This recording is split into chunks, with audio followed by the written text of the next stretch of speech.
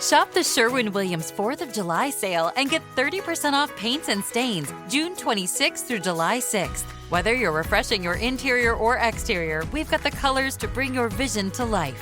And with delivery, getting everything to your door is easier than ever. Shop online to have it delivered or visit your neighborhood Sherwin-Williams store. Click the banner to learn more. Retail sales only. Some exclusions apply. See store for details. Delivery available on qualifying orders. DJ and PK, it's 97.5, the KSL Sports Zone. We're joined now by Ben Anderson, Jazz Insider for KSL Sports. Ben, good morning. Thanks for waking up early. Good morning, guys. All right, we are curious. There are so many things to say about this Walker Kessler deal to the Lakers. What is the number one most important thing about this deal that people should get their arms around, even though there's 50 things to get your arms around? The Jazz don't have a starting center. I think that's the big piece of it, is that you have to have that player on your team if you want to compete, and now you've got to go find one. And Yusuf Nurkic is not the worst stopgap, and Jackson Hayes is a fine backup for a year, but it's not going to get you where you want to go. You know, ultimately, those aren't the pieces. Ideally, Yusuf Nurkic should be your backup, and you've got a starter in front of him who's a better player and prevents you from scoring at the rim. So that's got to be the next big move for the Jazz. Okay, assuming that move isn't necessarily now or this season, we'll see how the season progresses at the deadline and so forth. What do you think the lineups will be to try to patchwork that? Yeah, I think you're going to start with Yusuf Nurkic at the 5, and then you'll have kind of what everyone expected: Jaren Jackson Jr., Lauri Markkanen, either Ace Bailey or Darian Peterson at the 2, and then Keontae at the 1. I have said I would not rule out a weird lineup where Svi Mykhailiuk starts, just so you're not having to say, well, Ace is the long-term starter going forward or Darren is the long-term starter going forward at the 2. And Svi Mykhailiuk had a very good year last year until basically he was benched because he was going to help them win too many games. So I wouldn't rule it out entirely, but I think that's going to be the rotation. And then, you know, coming off the bench, you're going to have probably Jackson Hayes playing a lot of the 5, but I think you'll be able to mix Kyle Filipowski in. I think you'll be able to mix Jaren Jackson Jr. in, and they'll get to 48 minutes that way. I think the argument to bring 2 guys off the bench is a good one because you've got 5 guys who need the ball and need shots. So having 3 of the 5 on the court at all times, does that become the priority as far as setting rotation, and then you figure out the rest of the pieces from there? Certainly can be. It would have been easier, I think, to bring both young guys off the bench if Yusuf Nurkic was your backup center, just because he can run the offense. He's so capable of doing that, as is Isaiah Collier at this point in his career. It would have made it easier for, you know, a lineup that featured at least 2 young guys, whether that's Peterson or Bailey, or, you know, maybe Cody Williams is still in that mix, or Bryce Sensabaugh, who is maybe not the youngest guy yet. But I think balancing that would have been a possibility. Maybe Bryce Sensabaugh just steps in and starts at the 2. Maybe he has a very good summer and jumps up, and we'll see. So I think if ideally in a perfect world, which is what the Jazz were hoping for, you were going to get somebody like Yusuf Nurkic coming off the bench, it would have made it a little bit easier to incorporate some of those young guys in the second unit. It's a little bit harder with Jackson Hayes, who doesn't create shots for anybody, doesn't create shots for himself, kind of needs to be spoon-fed a little bit. Nurk doesn't need a lot of shots, but he does know how to get them for others. Assuming the deal would have been the same if the Jazz had matched, why not match it? I don't think we can assume the deal would have been the same. I suspect the metric or the negotiation was this: we're going to give him $40 million. And the Jazz said, well, we want to sign and trade because we don't want, we'll match 40. If we have to match 40, we'll match 40, and you're not going to have a center. And they said, okay, what do we have to give you? And they said, well, 2 first-round draft picks and we won't match. And they said, well, we're not going to pay $40 million and 2 first-round draft picks. So they negotiate down a little bit when the Jazz get their draft picks, and kind of everybody wins with the exception of Walker Kessler, unfortunately for Walker in this situation. But it's the hard part about being a restricted free agent. You don't really have a lot of leverage. So if it had been 32, no strings attached, I think the Jazz probably match, and that's their starting center going forward.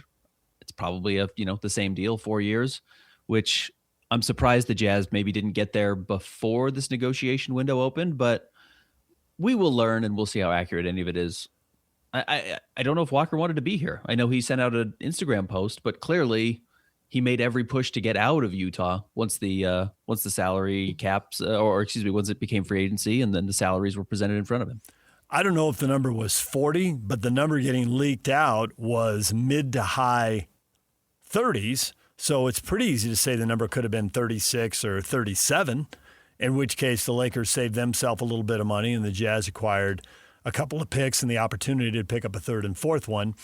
And I think it's also safe to say that the Jazz liked Walker Kessler, but they didn't love him. Because when you love him, you don't offer him $28 million. Yeah, he doesn't get to free agency. Right. Yeah, you signed him last year. If you love him, right. you signed him last season. Yes. Coming off of a really good year 3 as a young center, and the Jazz said they wanted to prioritize flexibility. You don't prioritize flexibility with the right guy. You have flexibility to sign the right guy. So they kind of showed their cards a little bit last year. Again, I think in a perfect world, Walker Kessler's back on this team and they've got him at a price they can afford and they match with Keontae George going forward and they just kind of have a young, solid starting 5. And when that no longer was a possibility, they had to find a way to pivot. And again, I don't think it's the ideal outcome. I think salvaging 2 unprotected future first-round picks and some swaps is good. I'm not sure it's like the unbelievable package some people have made it out to be because, it's probably at best it's half of that because you're going to have to reroute some of that stuff to get another player back. And if you're rerouting half of that stuff to get another player back, you're probably not getting somebody as good as Walker Kessler because if you could, the Lakers would have just done that. Right. As far as a solution, a better solution, I should say, do you think that is going to happen maybe before the start of the season or during the season or beyond? I would be surprised if it happened in the off season. I just don't see the market softening all that much. Now, it's possible. Maybe something sits in front of the Cleveland Cavaliers and they decide, we have to split up our big front court and they choose Evan Mobley over Jared Allen and suddenly they need a place to trade Jared Allen. And the Jazz could figure out a way to get that done, but it is hard. The Jazz do not have great salaries to match. They've got 2 huge salaries, and then they have Darren Peterson as their 3rd highest paid player, and none of those 3 guys are getting traded, I don't think. So that's where it gets really difficult, and they don't just have all this cap space to take somebody back into. So that's where the Jazz could run into some issues and why it might end up having to be, honestly, as late as next summer, but potentially in season. I think it's more likely it's in season than certainly before then. I want to sit here and say top 6, 50 wins. That has to be the goal. But without Kessler and with that Kessler's value now sitting in assets that can't play in a game currently, I guess I have to soften on that top 6. I'm thinking top 8 now. If things go right, maybe they get top 6. I won't rule it out, but I don't think I can demand it anymore. What are you not ruling out? What are you demanding? What do you think? Assuming there's no more changes. Yeah, the hard part is not only did the Jazz get a little bit worse, but the Lakers got better. Mm-hmm. So, that's another team you're directly competing with in the top 6. 6 spots, it's a 15% chance of getting there. And now the Lakers, very likely, if Luke is healthy with Walker, gets there. That's a top 6 team in the West. It's not a perfect team. I don't think they're a championship team, but one of those spots is gone, and the Thunder are going to get one of those spots, and the Spurs are going to get one of those spots. So that's 45% of it. If we're breaking it up in 15 percentage points, that's basically half. Now you're competing for 3 spots. Are you better than Houston now that Fred VanVleet comes back? Are you better than Minnesota? Maybe Minnesota made a huge mistake trading for LaMelo Ball, but the good news is the Clippers got worse, so they're probably not in competition there, but the Suns are trying to get better. Thought they got better by going out and getting Miles Bridges. So it's a narrow pathway. You're just going to have to win a lot of games. You're going to have to win a lot of games probably without being a very good defensive team because Walker would have helped there significantly. They should be better because Jaren's on the team and Darren Peterson's on the team, and he should be better than the Jazz's alternatives. But yeah, it's less likely today than it was yesterday that the Jazz have a top 6 team in the West. No question. If Hayes is not on the floor, how good is this team offensively? They can be fine. I think it's going to be a good team for the Jazz. I think if you have either Jaren at the 5 or Jusuf Nurkic at the 5, I think you're pretty dynamic. Now, Jaren's not, a great passer, certainly the way that Jusuf Nurkic is, but you can play 5 out. And I think that's probably another piece of this Walker Kessler trade that we haven't talked enough about, or I haven't talked enough about, which is just the Jazz just really loved playing 5 out last year. They loved all the space that their young players had. It's a huge reason Keontae George exploded. The second, or even maybe before the Jazz drafted Darren Peterson, I said if they were going to draft him, I would make bringing Yusuf Nurkic back a priority because he just creates so much space for those young guards. And he's done it his whole life. I mean, he was a part of Damian Lillard's explosion and CJ McCollum's explosion and then Devin Booker's explosion. And then he did it with Keontae George last year. So I think he's going to do that for Darren Peterson as well. That's going to create by itself a very good offense. And then the fact that, Lowry's got a solidified spot. You've got a much better bucket getter who can kind of go get something for himself and Jaren Jackson Jr. I think they can get top 10, especially if they're trying to win. If they're trying to go out there and win games, which now they have to, you can get to a top 10 offense with this team, which a top 10 offense and the 25th best defense does compete for the playoffs. It doesn't compete for a title, but it can get you into the postseason. Insurance isn't one size fits all. That's why drivers have enjoyed Progressive's Name Your Price tool for years now. With the Name Your Price tool, you tell them what you want to pay, and they'll show you options that fit your budget. So whether you're picking out your first policy or just looking for something that works better for you and your family, they make it easy to see your options. Visit Progressive.com. Find a rate that works for you with the Name Your Price tool. Progressive Casualty Insurance Company and Affiliates. Price and coverage match limited by state law. 25th best defense. Come on, we got to set the bar higher than that. 25th?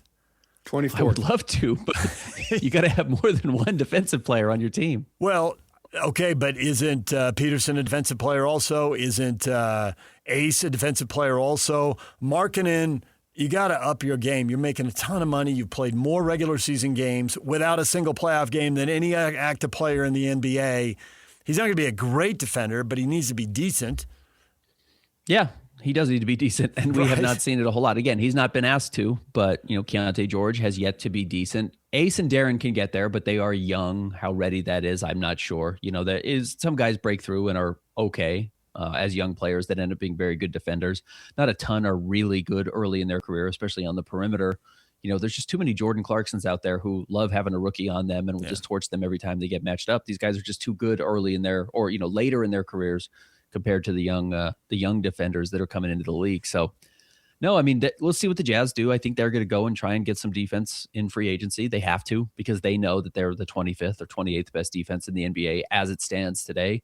Jaren will help. Jaren knowing where to be and telling everyone else where to be will certainly be helpful, but you've got to have guys who actually, one-on-one or late in the game can get a stop.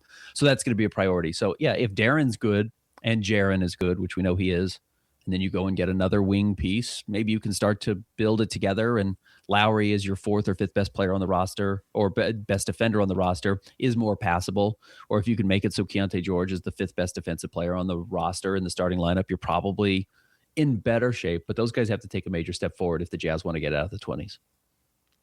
Not that he would need to give the final approval, but how much do you think they kept Jaren Jackson informed? Because this has an opportunity or a situation where it could impact him greatly with Kessler not being there.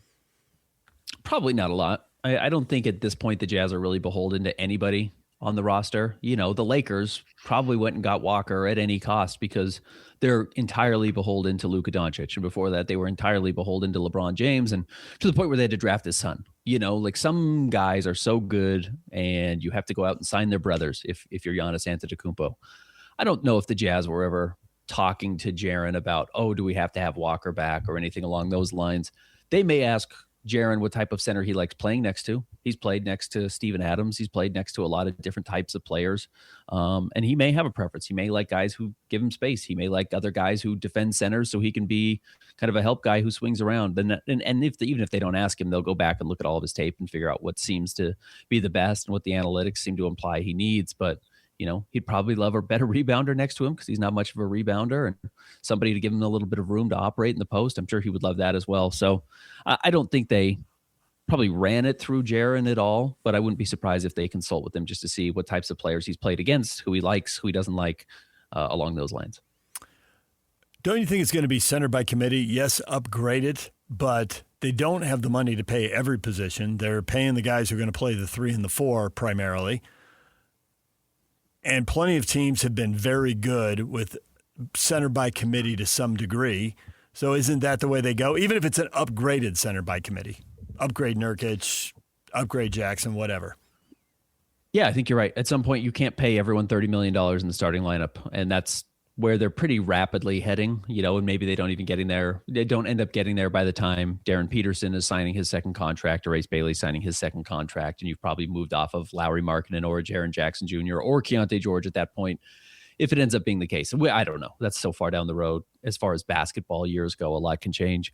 But yeah, at some point you have to choose, well, this is just going to be our $12 million player or our $15 million player or even 20, but that's not a ton of money in today's NBA, especially for a starter. So yes, I think you're going to have a couple of guys and probably a couple of guys that give you different looks. And Nurkic might be a part of that. He gives you a really different look than a lot of centers. And then maybe you do have an upgraded Jackson Hayes somewhere else that does provide some rim defense and some athleticism and some size. And you value that, but they both play 24 minutes a night. I honestly thought Mitchell Robinson was going to be the contingency plan for all of these teams, Detroit, Utah, or LA, if they didn't get Walker or Jalen Duren. And then you saw Mitchell Robinson sign yesterday morning with the Boston Celtics for 3 years, $45 million, which is the perfect committee player, right? That's 24 minutes, plays defense. He's kind of a specialist, but he is very useful. And he would have actually worked really well, I thought, next to Yusuf Nurkic, as far as you have one style when he's on the floor and another style when he's off the floor. And that's just not the direction they went. We saw Quinn Snyder give the ball to Donovan Mitchell. How do you think Darren Peterson will be handled?